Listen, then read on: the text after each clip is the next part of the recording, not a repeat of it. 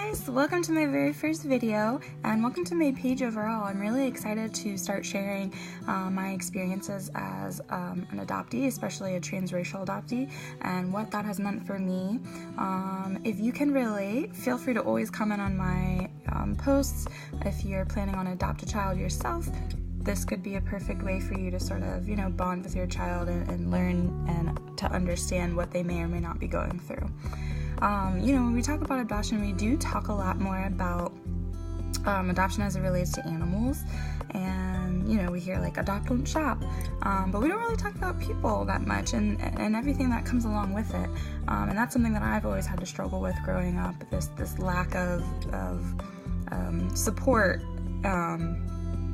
and comfort, I guess, within communities, just because I never really met anybody else who was like me, who was adopted, even transracially adopted. I don't really have much experience on the international adoptees, so if you are one of those, feel free to send me some links. Maybe I'll share with you.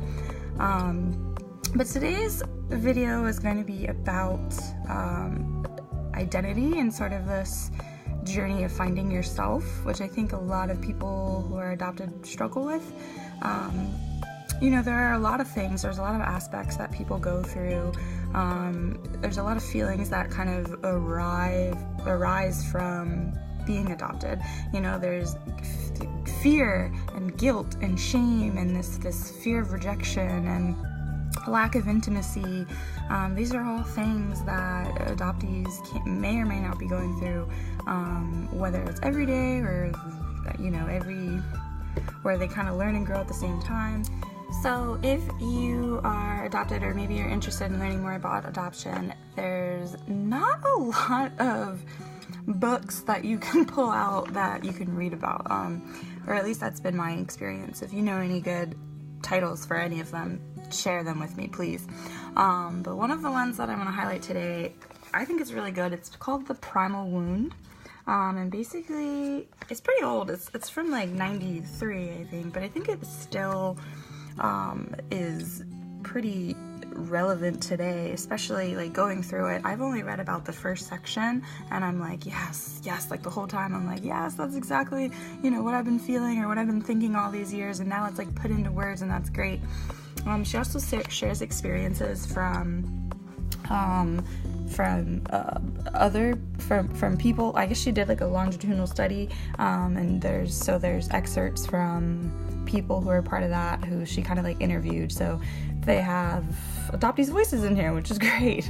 But basically, in the very first section, she talks about how adoptees, and I will put the link below, but basically how they create a false sense of self, and how because of that they can't really, we can't really get to know people. We can't really bond with them. We don't really build relationships with people. She says because of this, she said they can never truly bond with anyone because they are not being themselves. And she says because of that, we tend to hide our true feelings. And so yeah, I'm gonna talk more about it, but if you want to pick this up, I definitely recommend it. But it's always been in my experience that is true. Even now, I still am genuinely searching for this idea of who I am, and how I want to present myself to the world. And I think that that's something that everybody struggles with, but I think especially for adoptees, that is really tough.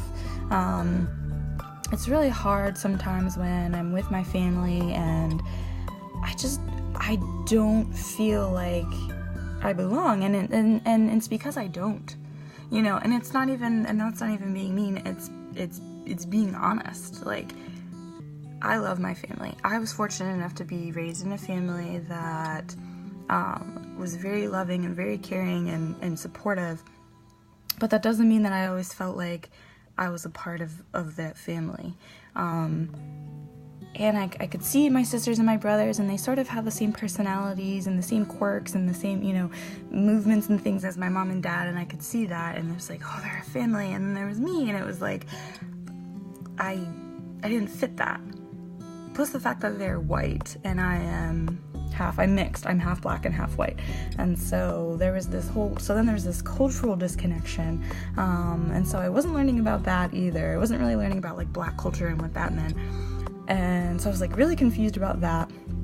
And I sort of jumped from sort of maybe personality to personality, not really personality. I guess just how I presented myself. I sort of jumped around a lot, trying to find out who was I and who could I be and what is going on. And it was like this internal struggle that it's really hard to put into words.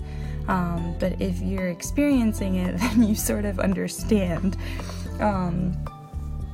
For me specifically, I just remember being like Googling a lot. I Googled a lot to try and figure out like styles and it seems really silly. It seems really silly now that I talk about it or now that I think about it, but I had always sort of wanted to sort of cover up this like blank canvas. I felt like I walked around all day and it was just nothing there. And I had the ability to like make myself into whatever I wanted, but unfortunately it changed all the time and I just started to get confused. I didn't know who I was or what I wanted to be. In the book she talks about how sometimes that was, creating this false sense of yourself was used as fear of rejection. And I could see that. Like, I didn't want people to really know who I was deep down inside. So I sort of hid that. I sort of put on these masks and hid that, and I pretend that I was like happy and loving and patient and kind, but in reality, inside I was angry and bitter and sad. And I sort of portrayed this idea of myself that just wasn't true. I think today, now that I'm older, I've gotten much more used to kind of letting my guard down a little bit, so I am more of myself, and I know who I am now, but it took me a while to get there.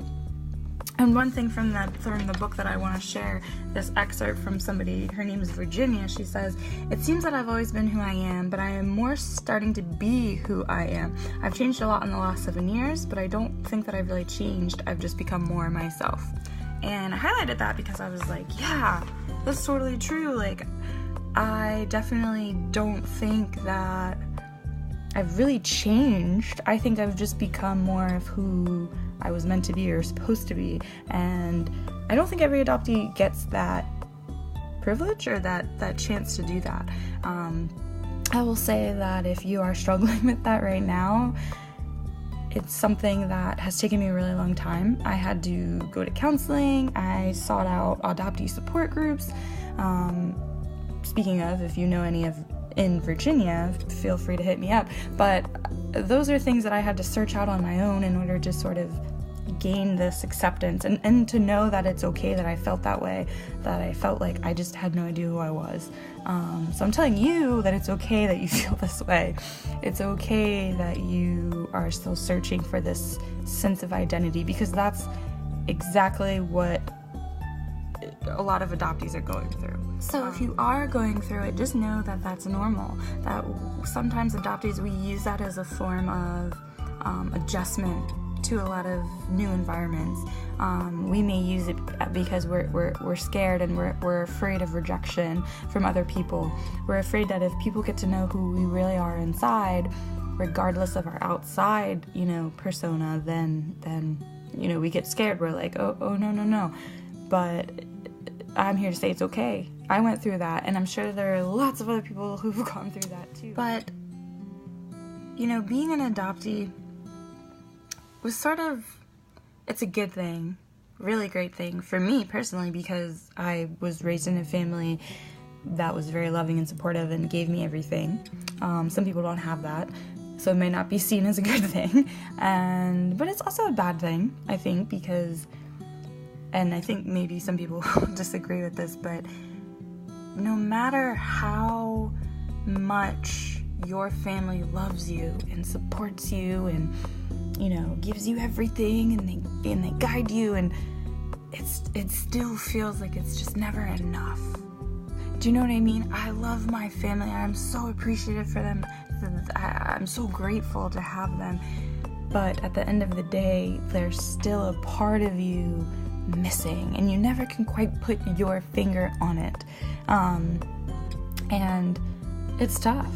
It's really tough. And so when you feel that, and then you also have this sense of, or this lack of identity, and on top of all these other emotions that you might be feeling, like shame and guilt, and you have a lack of intimacy, these all sort of combine and form, and they can create a lot of issues within you.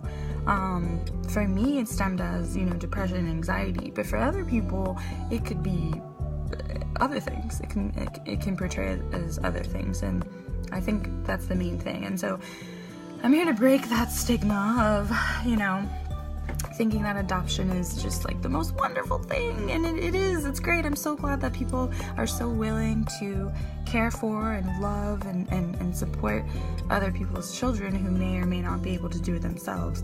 I don't think that adoption is a horrible thing. I don't think that it should stop. But I don't think that a lot of people who do adopt are aware of the things that can occur and perhaps will occur in adoptees. And I think that's the main issue that I have, is that there's no real support. If you're transracial or an international adoptee, there's no real support for you there. I mean, I'm not the only one who's been transracially adopted.